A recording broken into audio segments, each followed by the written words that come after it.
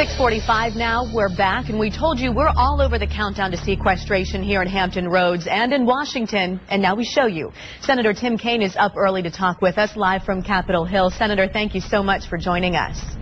You bet, Katie. Glad to be with you.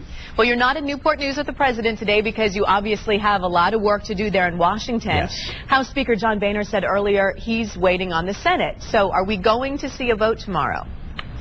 You're going to see a vote within the next 48 hours. We have a plan on the table that the Democratic leadership put on the plan before we went to recess that basically finds a year's worth of deficit reduction, the same amount as the sequester, but finds it in a balanced way, targeted cuts rather than across-the-board cuts, and revenues 50-50.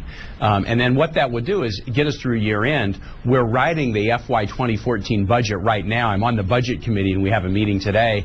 And then what we would do is we do the first year's worth and then let the normal budget process take over. And that's so important. Congress has slipped away from normal budgeting and gotten into gimmicks like sequester. The best way to make these decisions about spending, taxes, and deficit is as part of the normal budget. So we're going to have votes this week, and it is my hope that we're going to be able to find some compromise. We shouldn't give up on that. We have to keep pressing. Now, Senator, in the middle of this decision-making process, President Barack Obama is making a trip here to Hampton Roads. He's going to be in Newport News, and Republicans keep calling his trip a campaign stop. What's your reaction to that? I completely disagree. You know, Katie, I was at the shipyard last Tuesday. I came down, and I hope every member of Congress and every senator, you know, goes to a shipyard or a military base or a VA hospital and sees for themselves what the impacts of these cuts will be. So when I was at the shipyard in Newport News last Tuesday, or when I was talking to ship repairers, the smaller ship repairers at a meeting in Portsmouth, I heard about people who are having to issue warn notices to 300 of their 450 employees at the shipyard. You see what happens when maintenance gets deferred, and then the whole schedule for the maintenance over the next few years gets messed up.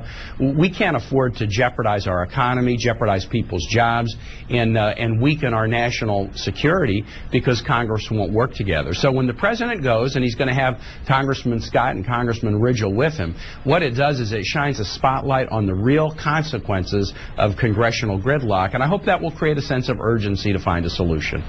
Now, Senator, everyone is focused on sequestration hitting Friday. But to clarify, will the cuts hit immediately, or will they happen by the end of the month or kind of filter in? You know, there will be some that will be effective immediately. So there's already companies that are issuing warn notices to employees.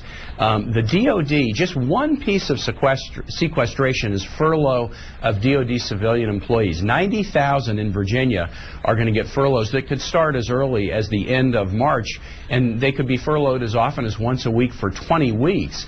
Now, these are employees, I mean, as an example, I was at an Army hospital at Fort Belvoir that treats wounded warriors about 2 weeks ago, and the wife of a wounded warrior said to me, "Hey, my husband's nurses are DOD civilians.